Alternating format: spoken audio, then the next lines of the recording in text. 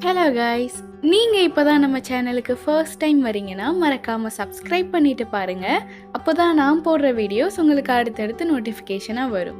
சரி வாங்க ட்ராமாக்குள்ள போகலாம். இவங்களும் எல்லாரும் சாப்பிட வந்துட்டாங்க. ஆனா என்ன, இங்கே ஜியாங்க பார்த்து எல்லாருமே பயப்படுறாங்க. ஷியாவும் சென் கிட்ட என்ன அதிசயம், நம்ம கூட ஜியாங்லாம் சாப்பிட வந்திருக்கானேன்னு கேக்குறா. அதான் எனக்கும் ஆச்சரியமா இருக்கு, எனக்கே இது புதுசா தான் இருக்குன்னு அவனும் பயந்துட்டே உட்காந்துட்டு இருக்கான். அடுத்து எல்லாரும் உட்காந்து சாப்பிட்டுட்டு இருக்கும்போது நம்ம லூமியும் ஜியாங்கும் மட்டும் தனியா பேசிட்டு இருக்காங்க. இதை பார்த்து ஷீஷேக்கும் கோவம் வந்துடுது. என்ன நீங்க 2 பேர் மட்டும் தனியா பேசிட்டு இருக்கீங்க, எங்களுக்கும் சொன்னா நாங்களும் பேசுவோம்லன்னு சொல்றான். அப்புறம் லூமி கிட்டையும் கேக்குறான், லூமி உனக்கு நம்ம ஸ்கூல்ல ஏதாச்சும் பையனை பிடிக்குமான்னு கேக்குறான். அவ இதுக்கு ஆன்சர் பண்றதுக்கு முன்னாடியே வேமா ஜியாங்கும் இல்லைன்னு சொல்லிடுறான். மறுபடியும் இவனுக்கு கோவம் வந்துருச்சு. ஜியாங் உன்னோட பிரதர் தானே, இவன் என்ன உன்னோட பேரண்ட்ஸ் மாதிரி பண்றான்னு அவனும் முணங்கிட்டு இருக்கான். அடுத்து இவங்க 2 பேரும் வீட்டுக்கு போயிட்டு இருக்கும்போது ஜியாங்கோ சொல்றான், அந்த ஷீஷே உன்கிட்ட மட்டும் ஏதோ வினோதமா நடந்துக்கிற மாதிரி எனக்கு தெரியுதுன்னு சொல்றான். அப்படியா, மேபி எனக்கும் அவனுக்கும் எல்லாத்துலயுமே ஒரே மாதிரி டேஸ்ட் இருக்கு, அதனாலதான் என்னமோ தெரியல. அட அவன் நல்ல பையன் தானே சொல்றா இவ. அடுத்து இவங்க எல்லாருக்குமே எக்ஸாம் வந்துருச்சு. அப்போ ஜியாங்கோட கிளாஸ்ல டெஸ்க் மேட்டா நம்ம குவேவே வந்துடுறான். என்ன ஜியாங், பார்த்தே ரொம்ப நாள் ஆச்சே, இந்த தடவை நான் தோக்க மாட்டேன், நான் தான் ஃபர்ஸ்ட் மார்க் எடுப்பேன்னு சொல்றான். ஆனா இவன் அவனை எப்பவும் போல கண்டுக்கவே இல்லை. ரிசல்ட் டேவும் வந்துருச்சு. ஷியாவும் லூமி வா நம்ம போய் நம்மளோட ரேங்க் எத்தனைன்னு பார்த்துட்டு வரலான்னு சொல்றா. அதுக்கு அவசியமே இல்லை, நான் எப்படியும் அந்த ரேங்க் லிஸ்ட்லயே இருக்க மாட்டேனேன்னு சொல்றா இவ. சரி பரவாயில்ல, அப்போ உன்னோட பிரதரோட ரேங்கையாச்சும் பார்க்கலாம் வான்னு கூப்பிடுறா. எனக்கே தெரியும் என்னோட பிரதர் எப்பவுமே ஃபர்ஸ்ட் ரேங்க் தான் எடுத்திருப்பான்னு சொல்றா. ஆனா அப்போவே எல்லாரும் ஜியாங் செகண்ட் ரேங்கான்னு பேசிட்டு இருக்காங்க. இதை கேட்டுட்டு இவங்களும் ஷாக்ல போய் பார்த்தா ஜியாங் செகண்ட் ரேங்க் தான் எடுத்திருக்கான், அந்த குவே ஃபர்ஸ்ட் ரேங்க் வந்துட்டான். சரி விடு லூமி, அதான் உன்னோட பிரதர் செகண்ட் ரேங்க் வந்துட்டான்லன்னு சொல்றா இவ. செகண்ட் ரேங்க் எல்லாம் முடியாது, எப்பவுமே என் பிரதர் ஃபர்ஸ்ட் ரேங்க் தான் வரணும்னு சொல்றா. அப்போ அங்க ஷீஷேவும் வந்து இவளோட மார்க்கையும் காமிக்கிறான். இவ 2 சப்ஜெக்ட்ல ஃபெயில் ஆயிருக்கா, ஷீஷே என்னடானா 2 சப்ஜெக்ட்ல மட்டும்தான் பாஸ் ஆயிருக்கான். இங்க குவேவும் வேமா ஜியாங்க பார்க்க போறான். இவனும் ஜியாங் கிட்ட போயிட்டு விண்டோவை திறந்துட்டு, ஜியாங் நீ ரிசல்ட்டை பார்த்தியான்னு கேக்குறான். அவன் பதிலுக்கு விண்டோவை மூடிட்டு பார்த்தேனேன்னு சொல்றான். நான் சொன்ன மாதிரியே உன்னை தோக்கடிச்சிட்டேன், நீ இந்த எக்ஸாம்ல என்கிட்ட தோத்து போயிட்டடான்னு சொல்றான் இவன். ஐயோ அதுக்கு இப்ப என்னடான்ற மாதிரி இவனும் அவனையே பாக்குறான். இந்த குவே எதிர்பார்த்து வந்தது ஜியாங் கோவப்பட்டு ஏதாச்சும் இவனை பேசுவான்னு. ஆனா ஜியாங் எப்பவும் போல கூலா எதுவுமே பேசல. இவனுக்கு அதை பார்த்து கடுப்பாயி இவன் திரும்ப திரும்ப அவனை தொல்லை பண்ணிட்டே இருக்கான். ஜியாங்கும் ஒரு கட்டத்துல அந்த ஸ்ப்ரே பண்றதை எடுத்துட்டு, இப்ப போறியா இல்ல இதை உன் மூஞ்சில அடிக்கவான்ற மாதிரி காமிக்கிறான். அவனும் பயந்துட்டு போயிட்டான்.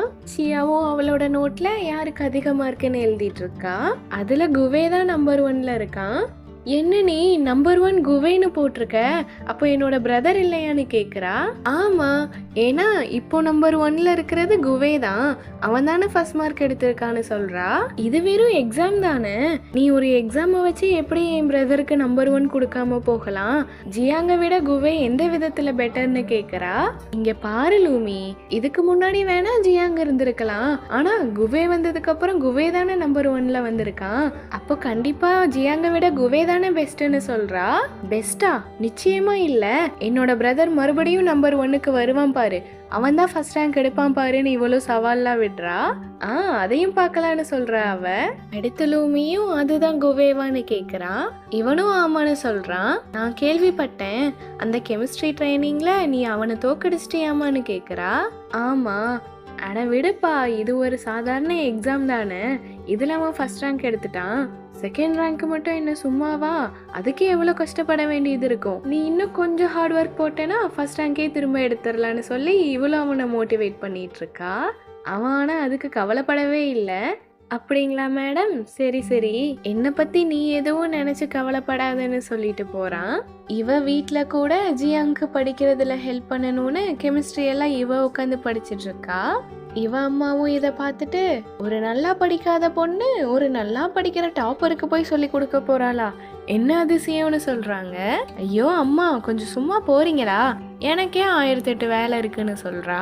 இந்த ஆர்வத்தை நீ உன்னோட படிப்புல காட்டியிருந்தா இந்நேரம் எங்கேயோ போயிருப்பேன்னு சொல்றாங்க.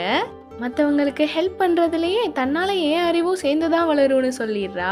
என்னமோ பண்ணி தொலை, ஆனா நீ மட்டும் ஃபெயில் ஆன அப்புறம் இருக்கு உனக்குன்னு சொல்லிட்டு போறாங்க.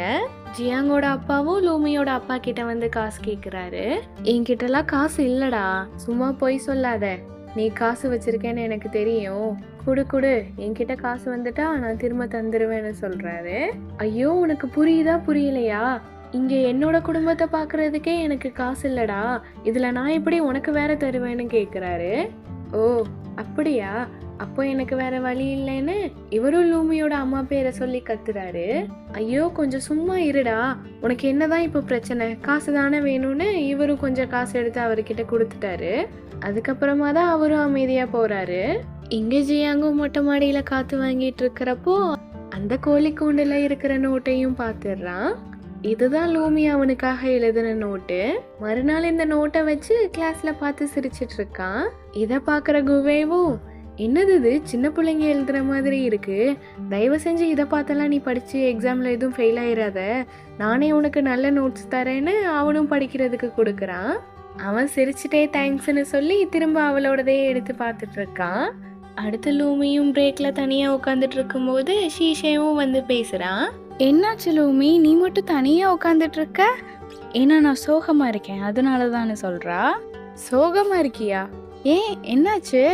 எல்லாரும் என்னோட பிரதரை பத்தி தப்பா பேசுறாங்க, அவன் ஒரே எக்ஸாம்ல செகண்ட் ரேங்க் எடுத்ததுக்கே அவனை எல்லாரும் லூசர்னுலாம் சொல்றாங்கன்னு சொல்றா.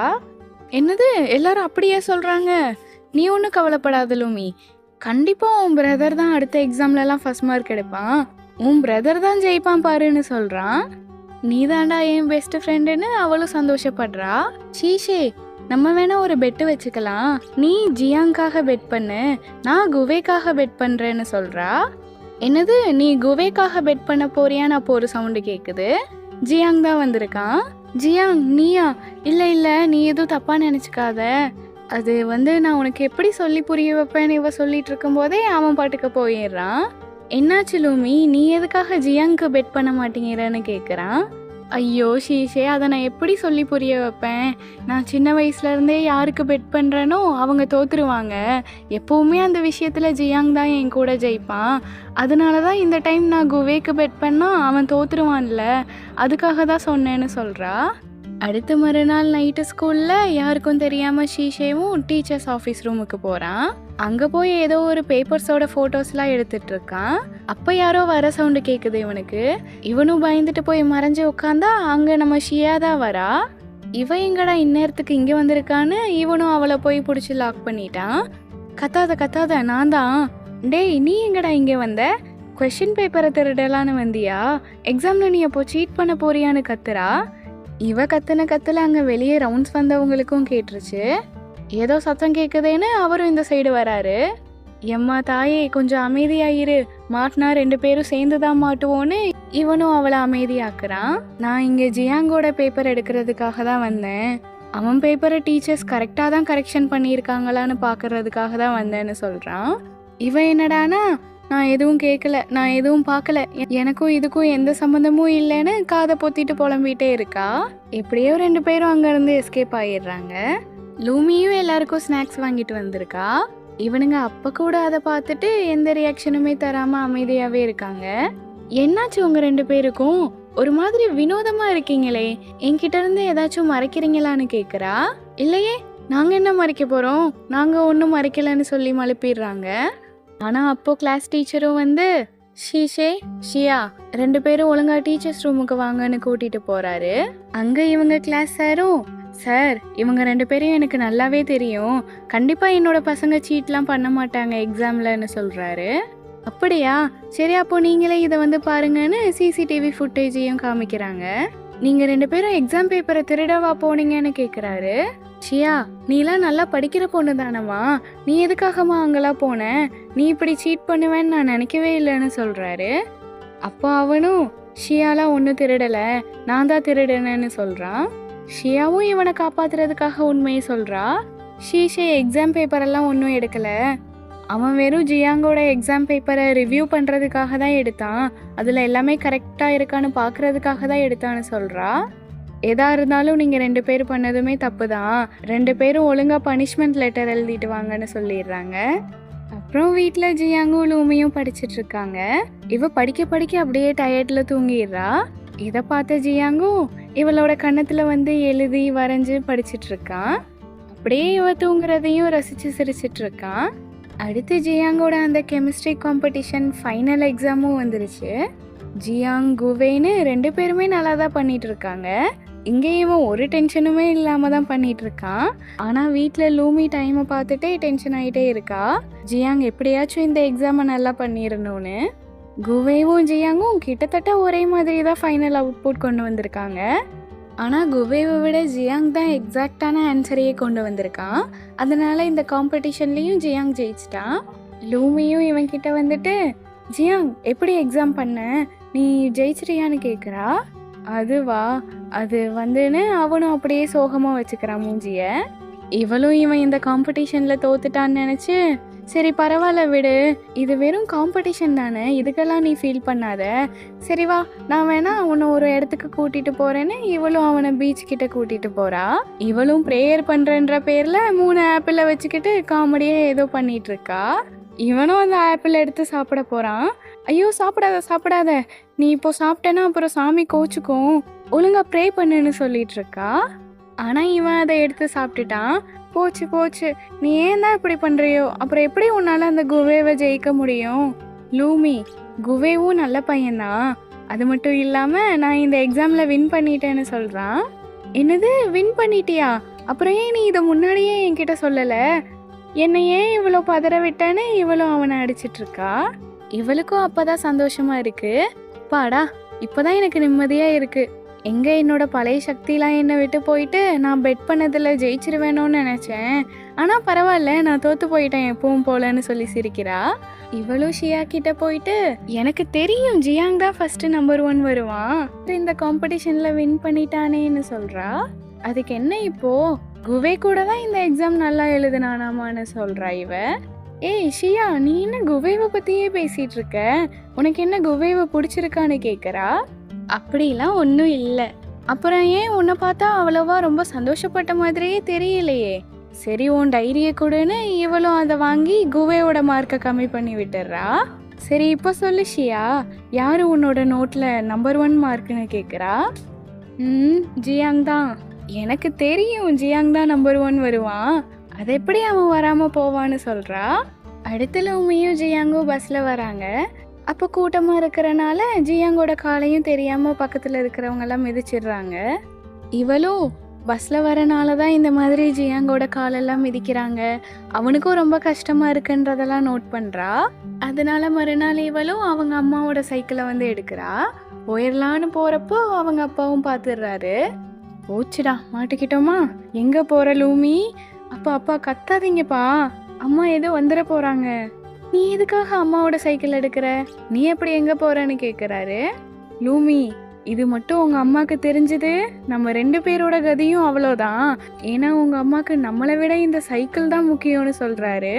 நீங்கள் ஒன்றும் கவலைப்படாதீங்க, இந்த விஷயம் உங்களுக்கு எனக்கு தவிர வேற யாருக்குமே தெரியாது, கண்டிப்பாக அம்மாவுக்கு தெரியாதுப்பான்னு சொல்கிறா. ஆனால் நான் தான் இப்போ போய் சொல்லிடுவேனேன்னு சொல்கிறாரு. ஐயோ அப்பா ஏன்பா இப்படி பண்ணுறீங்கன்னு கத்துறா. சரி நான் சொல்ல மாட்டேன், உனக்கு எதுக்கு இப்போ இதுன்னு கேட்குறாரு. அப்பா பஸ் எல்லாம் ரொம்ப கூட்டமாக இருக்குது, ஜியாங் பாவம்ப்பா, அவனால் நின்றுட்டு வரவே முடியல, அதனால தான் எப்படியாச்சும் நான் சைக்கிள் ஓட்ட கற்றுக்கிட்டு ஜியாங்க இந்த சைக்கிளில் வச்சு நானே அவனை ஸ்கூலுக்கு கூட்டிகிட்டு போயிடுவேன்னு சொல்கிறா. உன்னால் அவனை வச்சு ஓட்ட முடியுமான்னு கேட்குறாரு. இவன் என்னடானா இவரை ஒரு மாதிரி பார்க்குறா. இல்லை அப்படி மட்டும் வேணான்னு சொல்கிறாரு. ஆனால் இவ கேட்காம அவரை வச்சே சைக்கிள் ஓட்ட கற்றுக்கிறா. இவ அப்படி ஓட்டிட்டு போயிட்டு இருக்கும்போதே கீழேயும் விழுந்துடுறாங்க. இதில் அந்த சைக்கிளோட ஹேண்டில் பேர் வேற வளைஞ்சிருது. போச்சு, இதுக்கு தான் நான் அப்போவே சொன்னேன், உங்கள் அம்மா நம்மளை கொல்ல போகிறா பாரு, அப்பா இன்னும் ஒரே ஒரு சான்ஸ் மட்டும் கொடுங்க, இந்த டைம் நான் கரெக்டாக ஓட்டிடுவேன்னு சொல்கிறா. அதெல்லாம் முடியாது, நீ என்னையே கீழே தள்ளிட்ட, இதே ஜியாங்கா இருந்தால் அவனையும் நீ இந்த மாதிரி தானே கீழே தள்ளுவ, நான் கூட ஏதோ பரவாயில்ல, இதே அவன் காலுக்கு ஏதாச்சும் ஆச்சுன்னா என்ன பண்ணுறது, அதெல்லாம் முடியாதுன்னு சொல்கிறாரு. அவளும் அப்படியே சோகமாயிட்டா. இதை பார்த்து அவரும் சரி சரி சரி வா, ஒரே ஒரு டைம் தானே, மறுபடியும் இவங்க ப்ராக்டிஸ் பண்ணுறாங்க. அடுத்த கிளாஸில் எல்லாரும் உட்காந்து பேசிகிட்டு இருக்காங்க. அப்போ ஷீஷேவும் லூமி நீ சொன்ன மாதிரியே குவே தோத்துட்டான், எப்பவும் போல் நீ பெட் பண்ணதில் தோற்று போயிட்டேன்னு சொல்கிறான். தேங்க்யூ எனக்கு தெரியும். சரி சொல்லு, நீ தான் பெட் பண்ணதில் வின் பண்ணிட்டியே, உனக்கு ஏதாச்சும் வேணுமான்னு கேட்குறா. எனக்கு எதுவும் வேண்டாம், நீ வின் பண்ணியிருந்தா நீ என்ன கேட்டிருப்பான்னு கேட்குறான். நானு யோசிச்சுட்டு அவளும் எனக்கு சைக்கிள் ஓட்ட சொல்லி கொடுப்பியான்னு கேட்டுடுறா. அப்போ என்னடானா லூமி எனக்கு கூட சைக்கிள் நல்லா ஓட்ட தெரியும், நான் வேணா சொல்லி கொடுக்கட்டா.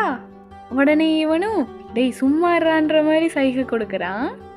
அடுத்த நைட்டு சைக்கிள் ப்ராக்டிஸ் பண்ணவும் வந்துட்டாங்க. அப்போ ஷீஷே என்னடானா கிட்ட மச்சான் நீ எப்படியாச்சும் ஏதாச்சும் காரணம் சொல்லி போயிரு, நானும் அவளும் மட்டும் தனியாக இருக்கோண்டான்னு சொல்கிறான். சரின்னு இவனும் அவகிட்ட ஏதோ ஒரு ரீசன் சொல்லி கிளம்பிடுறான். ஷீஷேவும் சரி லூமி வா, நான் உனக்கு சைக்கிள் ப்ராக்டிஸ் பண்ண சொல்லித்தரேன்னு சொல்கிறான். இது எல்லாத்தையுமே ஜியாங் தூரத்தில் நின்று பார்த்துட்டே தான் இருக்கான்.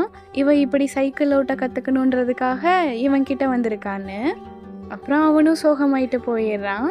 நீ என்ன இந்த மாதிரி சைக்கிள் போய் எடுத்துகிட்டு வந்திருக்க, எனக்கு பின்னாடி சீட்டு வச்சது தான் வேணும்னு கேட்குறா. பின்னாடி சீட்டு வச்சதா, அப்போ உனக்கு சைக்கிள் ஓட்ட தெரியுமா? எனக்கு சைக்கிள்லாம் ஓட்ட தெரியும், ஆனால் பின்னாடி யாரையாச்சும் உட்கார வச்சு ஓட்ட தான் தெரியாது, அதுக்காக தான் நான் உன்கிட்ட ட்ரைனிங் எடுக்கலான்னு வந்தேன்னு சொல்கிறா. அப்படின்னா நீ என்கிட்ட ப்ராக்டிஸ் பண்ண வந்தது வேற யாரோ ஒருத்தரை உன் பின்னாடி வச்சு ஓட்டிட்டு வர்றதுக்கான்னு கேட்குறான். ஆமாம் அதுக்காக தான். லூமி நீ இதுக்கு ஷியாவையே கூப்பிட்டுருக்கலாமே, அவளே நல்லா வெயிட்லெஸ்ஸாக தானே இருப்பா, அவளை நீ வச்சு ஓட்டிக்கிட்டா உனக்கு இன்னும் ஈஸியாக தானே இருக்கும்னு கேட்குறான். இல்லை இதுக்கு அவளாக சரிப்பட்டு வரமாட்டா, நீ தான் கரெக்டாக இருப்பேன்னு சொல்கிறா. ஷீஷேவும் ஏதோ இவனுக்காக தான் அவள் அப்படிலாம் சொல்லி மழுப்புறான்னு அவனும் வெக்கப்பட்டுட்டு சிரிச்சிட்டு இருக்கான். அது எதுக்குன்னா ஜியாங்கும் உன்னோட வெயிட்டு தான் இருப்பான், அதுக்காக தான்னு சொல்லிடுறா இவ. என்னது நீ இதை ஜியாங்காகவா பண்ணுற, ஜியாங்க பின்னாடி உட்கார வச்சு கூட்டிகிட்டு போகணுன்றதுக்காக தான் கற்றுக்கிறியான்னு கேட்குறான். ஐயோ கத்தாத, இதை பற்றி நீ யார்கிட்டேயும் சொல்லாத, இது சீக்ரெட்டாகவே இருக்கட்டும் நமக்குள்ளேயே, நான் ஜியாங்க சர்ப்ரைஸ் பண்ணணும்னு சொல்கிறா. அந்தளவுக்கு நீங்கள் 2 பேரும் க்ளோஸான்னு அவனும் கேட்குறான். உனக்கும் இந்த மாதிரி சின்ன வயசுல இருந்து உன் கூடவே இருக்கிறவங்க கிடைச்சா நீயும் இந்த மாதிரி தான் அவங்களுக்காக பண்ணுவேன்னு சொல்கிறா. இங்கே ஜியாங்கோ கோவை கிட்ட வந்துட்டு எனக்கு உன்னோட சைக்கிளை மட்டும் என்னைக்காச்சும் ஒரு நாள் நான் கேட்குறப்போ தரியான்னு கேட்குறான். அவனும் எதுக்குன்னு கேட்குறான். இல்லை பரவாயில்ல விடுன்னு அவனும் திரும்ப போகிறான். அட நீ சைக்கிளை எடுத்துக்கோ, ஆனால் உன்னால் ஓட்ட முடியுமா, உன் காலுக்கு எதுவும் ஆகிடாதான்னு கேட்குறான். இல்லை டாக்டர் அதெல்லாம் ஒன்றும் ஆகாதுன்னு சொல்லிட்டாரு.